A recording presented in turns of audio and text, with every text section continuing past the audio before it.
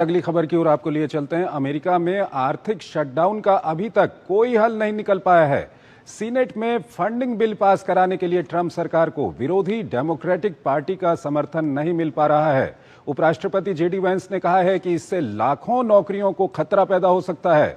राष्ट्रपति ट्रंप ने डेमोक्रेट शासित राज्यों की विकास योजनाओं की फंडिंग फ्रीज कर दी है। आइए आपको एक रिपोर्ट दिखाते हैं, फिर इस पर अपने विशेषज्ञ मेहमान के साथ चर्चा करेंगे। अमेरिका में सरकारी कामकाज ठप हुए एक दिन बीत चुका है, लेकिन राजनीतिक गतिरोध का कोई हल नहीं निकल रहा है। रिपब्लिकन और डेमोक्रेट्स के बीच स्वास्थ्य बीमा सब्सिडी को लेकर जंग और तीखी होती जा रही है। डेमोक्रेट्स का तर्क है बीमा प्रीमियम का भार बढ़ने से रोकने के लिए सब्सिडी जरूरी है, जबकि रिपब्लिकन इसे अप्रवासन और स्वास्थ्य सेवा से जुड़ा हैंडआउट बताकर खारिज कर रहे हैं।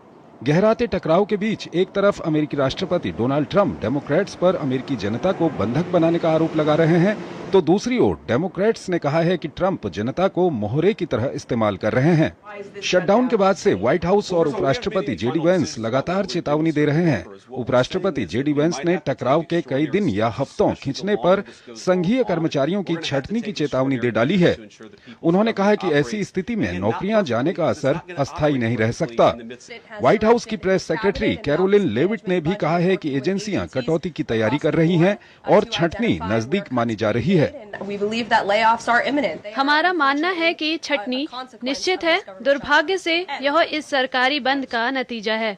आकलन के मुताबिक लगभग 7,50,000 संघीय कर्मचारी फरलो पर जा सकते हैं। अगले आदेश तक उन्हें वेतन नहीं मिलेगा। आवश्यक सेवाएं जैसे सेना, मेडिकेयर और मेडिकेड जारी हैं, लेकिन कई नागरिक सेवाएं ठप हैं। राष्ट्रीय उद्यान, संग्रहालय और स्मारक बंद हैं, जिनमें मिसूरी का गेटवे आर्च और बोस्टन की जॉन एफ कैनेडी लाइब्रेरी शामिल हैं। FBI एजेंट्स एसोसिएशन और अन्य सुरक्षा समूहों ने चेतावनी दी है कि इससे जांच, निगरानी और फॉरेंसिक कार्य प्रभावित हो सकते हैं।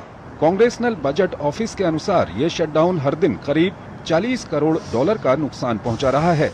शटडाउन से सरकारी अनुबंध, प्रोजेक्ट और उपभोक्ता खर्च प्रभावित हो रहे हैं। इससे अर्थव्यवस्था को झटका लग रहा है।